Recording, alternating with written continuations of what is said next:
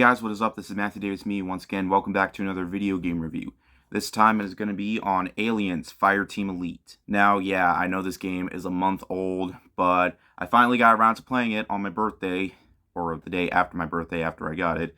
And I was still working and stuff, and plus I had a ton of other games that I haven't finished yet, so I wanted to finish those before I played any more games. So now that I managed to beat those, I'm able to play other games now. So first, I want to talk about Aliens Fireteam Elite. Now, in this game, you play as a Marine, and you go up against waves upon waves of xenomorphs in this arcade-like shooter, and you can play with up to 2 others online, and you can fight against the xenomorphs and the droids and stuff like that. There are 4 different campaigns with 3 missions each, and throughout your journey, you're just fighting waves upon waves of enemies while getting, ranking up to get more powers, so you can be able to fight with, stronger difficulties and stuff like that.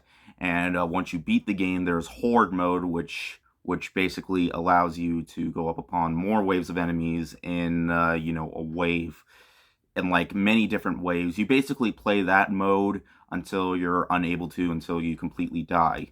And, yeah. Remember Aliens cloning Marines?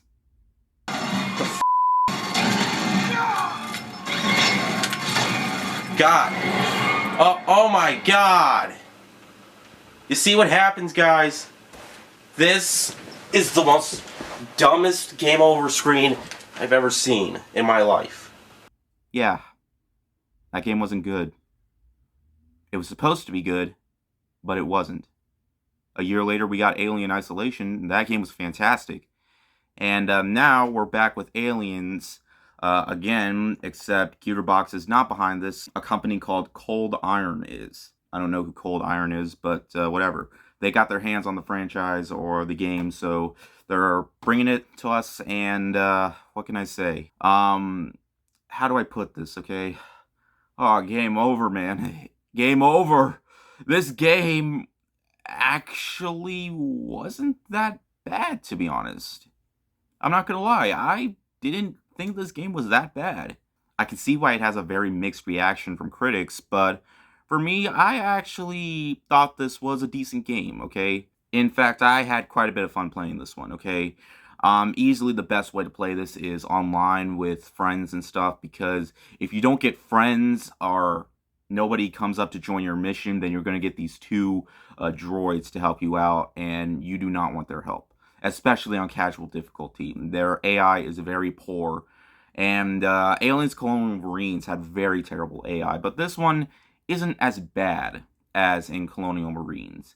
I feel like if you play through more, tougher difficulties, then you're really going to get a challenge. And while people are going to say that this game is absolutely repetitive, and while it only has 4 really short campaigns, the game is $40, so hey, I can say at that price, it's worth it for the most part. Plus, we're going to be getting more DLC down the line, though you do have to pay for that, but I'm just fine with the regular game, and it's going to be one of those games I'll play, and I'll probably never come back to, unless, of course, they do add more content. And I do feel like the game really needs more content, okay? But at the game's strength, the game definitely screams next-gen with its graphics. They look phenomenal, okay? They're definitely a lot more enhanced, especially when playing on PlayStation 5. And it just shows that, what the PS4 is really capable of. It runs nicely at 60 FPS. It never slows down. And that's truly one of the game's biggest strengths. Also, it has some really cool RPG elements. You can build up your power so you can get through more tougher difficulties. If you do want to play through more tougher difficulties, then you can. And playing online with friends, I thought was an absolute blast. And that's basically the best way you're going to experience this one. As an arcade-like shooter, I can say for the most part, I can say it's definitely fun. And there are definitely a lot of tough enemies to fight up along the line. There's going to be like bigger xenomorphs, crazier different types, like the charging ones, spitting ones, and stuff like that. So yeah, you're mostly going to be fighting the xenomorphs and the droids, and not random human marine type people or anything like that. But of course, you know, the game is absolutely not without its faults. It definitely shows its flaws here, okay? The game is never glitchy. I mean, I did run into a couple bugs, but the game never broke for me, okay? But where the game does falter is when you're like in the home base, when you talk to people during cutscenes, their lips never move. And that was just absolutely confusing. Did they not have enough money in the budget for that? I really don't know. But the game isn't focused on story. But one of my biggest problems, and the one thing that I wish they could have added, was boss fights. There's no boss fights. Not in any of the campaigns. You don't even get to fight the queen. The game is just rinse and repeat a lot of the times. But if you count those big, tougher xenomorphs, then I guess you could say it kind of is a boss fight, but not really. There's no big, like, major creatures that you have to fight throughout your missions, but it just really bothered me quite a bit. And while the game is pretty much the same thing over and over and over, if you just came to fight xenomorphs and you expected like a lot of action, like in the movie or in Aliens at least, because Alien is more of a horror film and not really an action film. Aliens is an action film and a really fun action film, one of the best action films of all time. Then yeah, you're really gonna get that here. And at 40 bucks, I can say it is pretty much worth the price. Maybe a $10 drop and it would be absolutely perfect, okay? Overall, I can say I had a pretty fun time with Aliens Fireteam Elite. It's definitely a very flawed game. In fact, I can see why it's not everybody's cup of tea, but as an Aliens fan, this is a game I can actually say that I enjoy.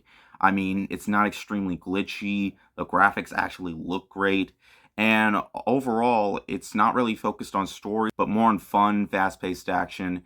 And you're definitely going to get the best experience here if you play online. It kind of got hard for me to play online with players because I'm kind of late on this game, and I'm not getting that many players because some people probably stopped and stuff like that. But overall, not that bad of a game in my opinion. I have so many videos that I want to make in October. I already have two movies that I have to see this weekend, and I'm still busy with work and stuff. Also, I'm still trying my VR gaming set. Like I've recently been playing a game called Blood and Truth. Plus, I'm still playing Tales of Arise right now, so I actually do want to review that game, but it's probably going to be a while. So, yeah, more movie reviews and game reviews. Like it's going to be absolutely crazy for me. But yeah, anyways, thank you guys so much for watching, and I'll see you guys later. Word out.